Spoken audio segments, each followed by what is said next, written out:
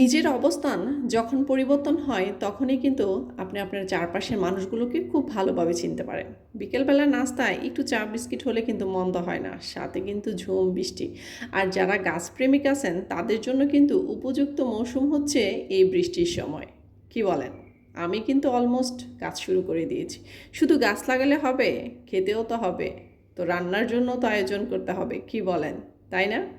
Hello everyone, আসসালামু আলাইকুম। আমি স্বাতী নিউ ডেইলি আরেকটি ব্লগ নিয়ে আপনাদের মাঝে হাজির হয়ে গেলাম। তো আজকের ব্লগটি শুরু করেছি হচ্ছে সকালে নাস্তার পরে। তো নাস্তাটা আজকে আপনাদের মাঝে শেয়ার করলাম না।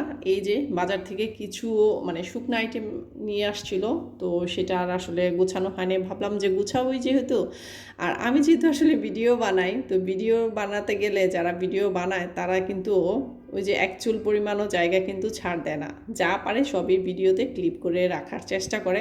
তো ভাবলাম যে এই টুকিটাকি নিয়ে আসছে সেটা আপনাদের মাঝে শেয়ার করি। আর এই যে বিস্কিটগুলো একটু ঢেলে নিই শেয়ার করতে করতে, কি বলেন?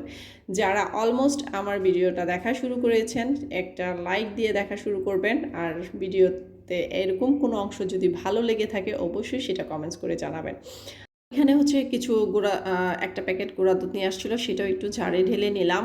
আর এখন হচ্ছে চলে আসলাম আমার প্রিয় বারান্দায়। এই গাছগুলো এটা আমি অনেক আগে কাটিং করে রেখে দিয়েছিলাম, আমার এক ভাবি আমাকে গিফট করেছিল। তো ভাবলাম যে এখন যেহেতু বর্ষার সময় ঝুম বৃষ্টি হচ্ছে প্রতিদিনই, আর যেহেতু আমি এটা অনেক দিন পানিতেও রেখে দিয়েছিলাম, অনেকগুলা শিকড়ও ছেড়ে দিয়েছে, নতুন পাতা আসছে। এখন হচ্ছে আমি অল্প একটু মাটিতে এটাকে এখন লাগিয়ে দিব, কারণ আমার সবসময় ইনডোর প্ল্যান্ট হিসাবে মানি প্ল্যান্টের কোনো তুলনা নেই, যেটা আসলে আমার পছন্দের তালিকায় অতুলনীয়। আমি এটাকে খুব বেশি পছন্দ করি, কেন জানি আমার এটাকে এত বেশি ভালো লাগে। অন্য সব ইনডোরের থেকে আমার এটা খুবই ভালো লাগে। কার কার ভালো লাগে অবশ্যই সেটা কমেন্টস করে জানাবেন। শুধু কি গাছ লাগালে হবে বলেন তো? এদিক দিয়ে তো পেটের ভিতর চোচো করতেছে খিদায়। তো যাই হোক, চলে আসলাম হচ্ছে রান্না বান্নার জন্য। আর এই যে এখন হচ্ছে কাঁকরোল নিয়ে বসে পড়লাম।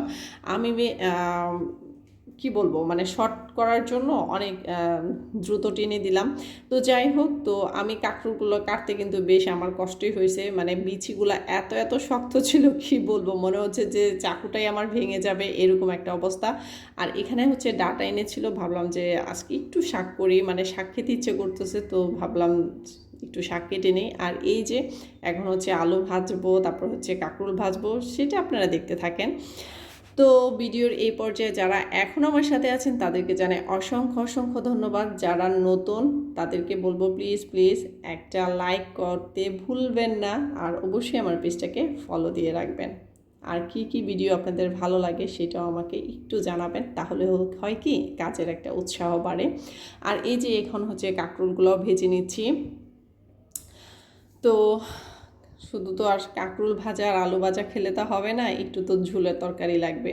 তো এখানে হচ্ছে একটু বড় মাছ ছোট ছোট করে তারপর হচ্ছে আমি একটু ডাঁটা দিয়ে রান্না করব। এগুলো অবশ্য বাচ্চারা খেতে চায় না, তারপর আমার বড় মেয়েটাকে একটু জোর করে খাওয়াই, ছোটোটার তো আমি খাওয়াইতেই পারি না, ওরে নিয়ে আমার অনেক প্যারা। তো যাই হোক, ডাঁটার দিয়ে কে কীভাবে বড় মাছ খান সেটাও কিন্তু বলবেন। আর এই যে এদিক দিয়ে কাঁকরোল বাজিটাও হয়ে গেছে। তো দুপুরে খাবার দাবার শেষ অফ ক্যামেরায়। আর এই যে এখন হচ্ছে রেডি হয়ে যাচ্ছি, মেয়েকে আনতে যাব। তো দেখা গেছে কি সারাক্ষণই আসলে দৌড়ের উপর থাকতে হয়, কিছুই করার নাই। আর এই যে বাসায়ও চলে আসছি বিকালের চা নাস্তা নিয়ে। তো আজকের ভিডিওটা আসলে কেমন লাগলো অবশ্যই জানাবেন। এত শর্ট সময় তো আসলে এত এত কিছু আপনাদের মাঝে শেয়ার করা যায় না, তারপরে যতটুকু পারি যতটুকু আপনারা পছন্দ করেন এটাই অনেক অনেক শুক্রিয়া। তো সবাই ভালো থাকবেন, সুস্থ থাকবেন, আল্লাহ হাফেজ।